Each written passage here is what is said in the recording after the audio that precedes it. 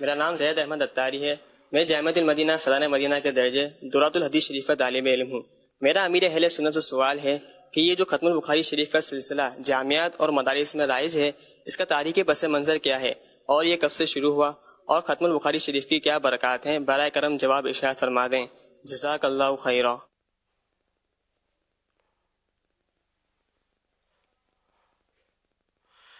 ماشاءاللہ. ختم بخاری کا آغاز کب اور کس سے ہوا،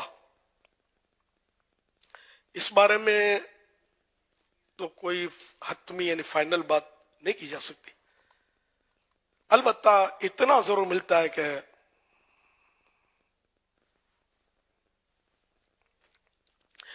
شیخ الاسلام حضرت علامہ ابو الفضل شہاب الدین احمد بن علی المعروف ابن حجر، امام ابن حجر عسقلانی رحمۃ اللہ علیہ نے اپنی کتاب فتح الباری جو بخاری شریف کی شرح تھی، اس کے ختم ہونے پر انہوں نے خصوصی دعوت کا اہتمام کیا. حافظ ابن حجر نے اس شرح کے لیے خصوصی اہتمام کیا، اپنے شاگردوں کو دور دراز بھیجا اور علماء کے سوالات و اشکالات جمع کیے اور ان کے جوابات بھی اس شرح میں درج کیے. جب یہ شرح مکمل ہوئی تو آپ نے ایک بہت بڑی اور عظیم الشان دعوت کا اہتمام کیا. مصر کے شہر قاہرہ سے باہر ایک بہت بڑے میدان میں یہ دعوت ہوئی، جس میں امام ابن حجر کرسی پر تشریف فرماتے. بڑے بڑے حنفی، مالکی، شافعی اور حنبلی علماء جماعت تھے. وزراء اور عمراء بھی موجود تھے. یہ اتنا بڑا اجتماع تھا جس کی مثال نہیں ملتی. اس میں وہاں کے اکثر مسلمان شریک تھے. یہ دعوت بروز ہفتہ 2 شعبان شریف 842 سن ہجری کو رکھی گئی تھی، جس میں اس وقت کے حساب سے تقریباً 500 دینار کی رقم خرچ ہوئی. دینار سونے کا ہوتا تھا، اب تو کاغذ کا ہوتا ہے. اس محفل میں طرح طرح کے کھانے، مشروبات اور مٹھائیاں موجود تھیں. حوالہ کشف الظنون جلد پہلی 548 صفحہ ملتقطاً الجواہر والدرر وغیرہ اور بھی حوالے اس میں شامل ہیں. تو اس اجتماع کی تفصیلات علامہ ابن حجر رحمت اللہ علیہ کے شاگرد خاص حضرت علامہ امام شمس الدین سخاوی رحمت اللہ علیہ نے بیان فرمائی ہے، جو اس وقت چھوٹے تھے مگر اس اجتماع میں شریک تھے. سبحان اللہ. بہت سارے مسئلے حل ہوتے ہیں اس میں کہ ہمارے بزرگوں کا انداز جو ہے. اب اس میں کوئی بولے کہ صحابہ کرام نے کب کیا، تو فلاں نے کب کیا، تو کس حدیث میں، تو بخاری میں دکھاؤ، تو آیت سناؤ کہ جس میں لکھا ہو یہ. تو یہ مطلب ظاہر ہے کہ یہ بزرگوں نے، تو یہ میں ہمیشہ بتاتا رہتا ہوں آپ کو کہ جو کام شریعت منع نہیں کرتی وہ جائز ہوتا ہے، اور جو کام مسلمان اچھا سمجھ کر، جس میں علماء صلحاء شامل ہو، سمجھ کر مسلمان جو کام کرے تو وہ مستحب کا درجہ پا لیتا ہے، جبکہ وہ کام شریعت کے خلاف نہ ہو، اللہ اور رسول نے منع نہ فرمایا ہو، تو وہ مستحب ہوتا ہے. تو یہ وہ کام ہے جو اللہ اور رسول نے منع نہیں فرمایا. تو اس سے میلاد شریف کے جلسے، جلوس، اجتماعات، یہ سب آ گئے اس میں کہ یہ سب جائز ہے جہاں جہاں شریعت نے منع نہیں کیا. ہاں، ان میں اگر کوئی غلطیاں کرتا ہے اور اسی غلط باتیں شامل کرتا ہے تو وہ غلط ہے. جیسے شادی، نکاح، یہ سب جائز اور اچھے کام ہے، کوئی بھی اس کو غلط نہیں کرتا. لیکن اس کیسی غلط رسومات شامل ہو گئی ہیں جن کو کوئی بھی ذی شعور عقل مند مسلمان اچھا نہیں سمجھتا. تو بس ان غلط کاموں کو مائنس کرنا چاہیے اور شادی اور نکاح کو باقی رکھنا چاہیے. تو اسی طرح یہاں بھی اسی کو سوچیں. اچھا اور ختم بخاری کے فوائد.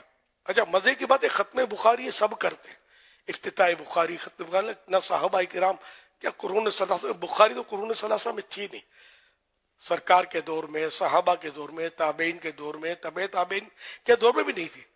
امام بخاری تو تبع تابعین میں بھی نہیں تھے. بعد کے بزرگ ہیں جنہوں نے بخاری شریف مدون کی، جمع کی حدیثیں اور یہ طلباء کو زیادہ پتہ ہوتا ہے ان معاملات میں، جو اس نہج کے طلباء دورۃ الحدیث کے طلباء جیسے. تو الحمدللہ یہ کہ یہ بخاری شریف بعد میں ہوئی، اور سب ختم بخاری، افتتاح بخاری کرتے ہیں. بر ولادت کیوں، جشن ولادت کیوں، 11ویں شریف کیوں، تو غریب نواز کا عرس کیوں، تو امام جعفر صادق کی کھیر پوری کیوں، وغیرہ وغیرہ. اس پر پتہ نہیں کیوں وسوسے آتے ہیں لوگوں کو. وسوسے تو یہاں بھی آنے چاہیے، ختم بخاری کیوں جب ثابت ہی نہیں ہے صحابہ کرام سے، سرکار سے صلی اللہ علیہ وسلم. تو جب یہ سب اوکے تو یہ بھی اوکے ہے نا. ان کو یہ مان لینا چاہیے، ضد نہیں کرنی چاہیے. اور ضد کرنا ظاہر ہے کہ وہ اچھا کام نہیں ہے. ضد ہی نے شیطان کو مطلب ہے کہ راندہ درگاہ کر دیا، برباد کر دیا. فرعون کو ضد نے برباد کر دیا، نیل میں ڈبو دیا. نمرود کو ضد نے غرق کر دیا. ابو جہل جانتا تھا کہ اللہ کے نبی ہیں، لیکن ضد نے اس کو برباد کر دیا اور کفر کی موت مر گیا. تو یہ ضد خراب چیز، بہت خراب چیز ہے. اس لیے ضد نہ کی جائے، جو حق ہو اس پر سر تسلیم خم کر دینا چاہیے. اچھا، ختم بخاری کے فوائد. بعد عارفین یعنی بعد بزرگوں نے یہ فرمایا کہ اگر کسی مشکل میں صحیح بخاری کو پڑھا جائے تو وہ حل ہو جاتی ہے. اور جس کشتی بوٹ میں صحیح بخاری ہو وہ کشتی غرق نہیں ہوتی، ڈوبتی نہیں ہے. اسی بابرکت کتاب ہے کہ اس میں حدیث ہے آقا کی صلی اللہ علیہ وآلہ وسلم. حافظ ابن کثیر رحمت اللہ علیہ فرماتے ہیں خشک سالی میں نے قحط ہو، اناج کی تنگی آ گئی ہو، بارشیں بند ہو، خشک سالی میں قحط میں صحیح بخاری پڑھنے سے بارش ہو جاتی ہے. حوالہ تذکرۃ المحدثین صفحہ 198. مشہور محدث حضرت شیخ عبدالعزیز محدث دہلوی رحمت اللہ علیہ فرماتے ہیں وقت شدت، خوف دشمن، برس کی سختی، قحط سالی اور دیگر بلاؤں میں اس کتاب کا پڑھنا تریاق یعنی علاج کا کام دیتا ہے. اکثر اس کا تجربہ ہو چکا ہے. حوالہ بستان المحدثین صفحہ 274. حکیم الامت حضرت مفتی احمد یار خان نعیمی رحمت اللہ علیہ فرماتے ہیں بعد قرآن شریف صحیح تر کتاب بخاری شریف مانی گئی ہے. مصیبتوں میں ختم بخاری کیا جاتا ہے جس کی برکت اور اللہ پاک کے فضل سے مصیبتیں ٹل جاتی ہیں.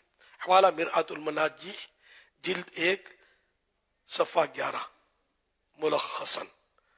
تو یوں ختم بخاری کے بھی اپنے فوائد ہیں. تو اب یہ ختم بخاری تو ظاہر ہر ایک کر نہیں سکتا، یہ بات تو ہے، عوام تو نہیں کر سکتے. تو کچھ علماء جمع ہو جائے جیسے، اور ان میں کچھ حصے بانٹ دیے جائیں کہ آپ اتنا پڑھ لیں، یا 30 باب ہیں اس کے، 30 چیپٹرز. تو ایک ایک باب 30 علماء تشریف فرماؤں یا طلباء کرام جو پڑھ سکتے ہوں عربی، تو وہ مطلب مل کر یا آدھا جز 60 جمع ہو گئے یا جتنے ہوئے، تو کچھ تو اس طرح یہ سب مل کر پڑھ لیں بخاری شریف. تو یہ پڑھی جا سکتی ہے. جو پڑھے ہوئے ہوتے ہیں ان کے لیے ظاہر ہے کہ وہ جیسے تلاوت کرتے ہیں لوگ، قرآن خوانی ہوتی رہتی ہے ہمارے یہاں، تو کبھی یہ بھی ہو جائے اس طرح کی، تو یہ کر لے اور پھر جو بھی دعا خیر وغیرہ کر لے. یہی چند سالوں سے جامعۃ المدینہ کے اندر سلسلہ جاری ہے الحمدللہ، اور یہ اسلاف سے بھی ثابت ہے. امام شمس الدین سخاوی رحمۃ اللہ تعالی علیہ نے الضوء النامہ میں یہ واقعہ نقل کیا ہے کہ مسلمان ایک مرتبہ اسی طرح آزمائش کے اندر آ گئے تھے اور وہ مصیبت دور نہیں ہو رہی تھی. تو اس وقت کے علماء نے اس کا مشورہ دیا کہ صحیح بخاری شریف کا ختم کیا جائے. تو لوگوں نے پڑھنا شروع کیا اسی انداز میں تقسیم کر کے. تو ابھی پوری ہوئی نہیں تھی کہ اس سے پہلے اللہ پاک نے اس مصیبت کو دور فرما دیا تھا. تو یہ سلسلہ الحمدللہ جیسے آج تمام پاکستان بھر کے جامعات المدینہ میں یہ سلسلہ تھا، بلکہ شاید پوری دنیا میں ہی ہو کہ بخاری شریف کی مکمل قرات ہر جامعۃ المدینہ میں جو دور حدیث ہے وہاں پر یہ کیا گیا الحمدللہ. آج ہوا ہوگا ختم، ہوا ہے الحمدللہ. جامعۃ المدینہ فیضان مدینہ میں بھی سب جگہ پر الحمدللہ یہ سلسلہ الحمدللہ.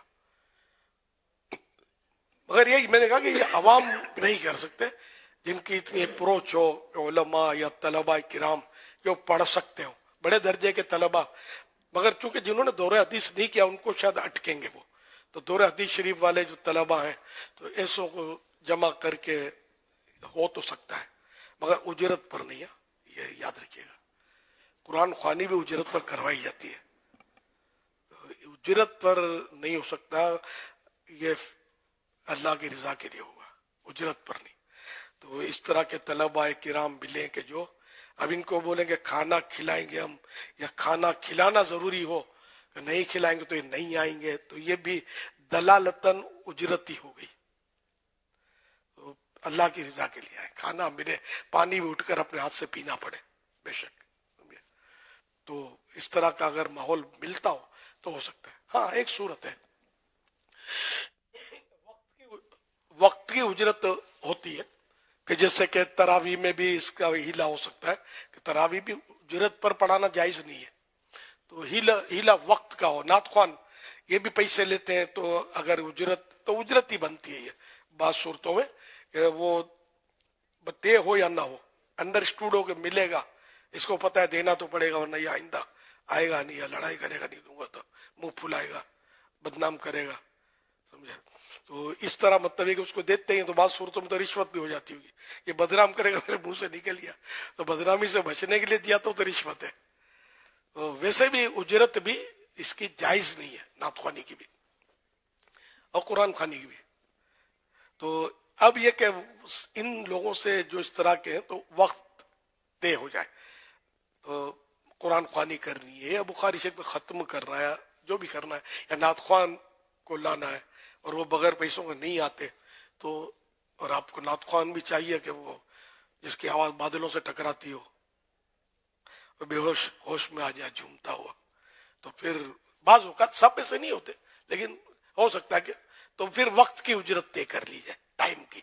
یا ختم بخاری کا اب جیسے یہ ساری تفصیل آج پتہ چلی، بہت سو کو یہ فرسٹ ٹائم پتہ چلا ہوگا، ناظرین وغیرہ کو، کہ یہ یوں بھی ہوتا ہے اور کروانا ہے ہم کو، تو وہ بھی مطلب وہی ہے کہ وقت طے کریں، کہ جیسے کچھ طلباء کرام ہیں 15-20 جو بھی مل جاتے ہیں جو پڑھ سکتے ہیں، تو ان سے سپوز کرو کہ بھئی 2 گھنٹے طے کر لیے کہ آپ ہم کو 2 گھنٹے دیں، ہمارے پاس تشریف لائیں، ہم آپ کو اتنی اجرت دیں گے، تو بولے نہیں ہم اتنی لیں گے 2 گھنٹے کی، تو جو بھی طے ہو جائے جیسے، تو اب یہ 2 گھنٹے کے لیے آپ کے پاس آ جائے، اور آپ ان کو بول دیں گے آپ یہ 2 گھنٹے کے درمیان یہ پوری بخاری شریف جو ہے نا یہ ہم کو پڑھ دیجئے،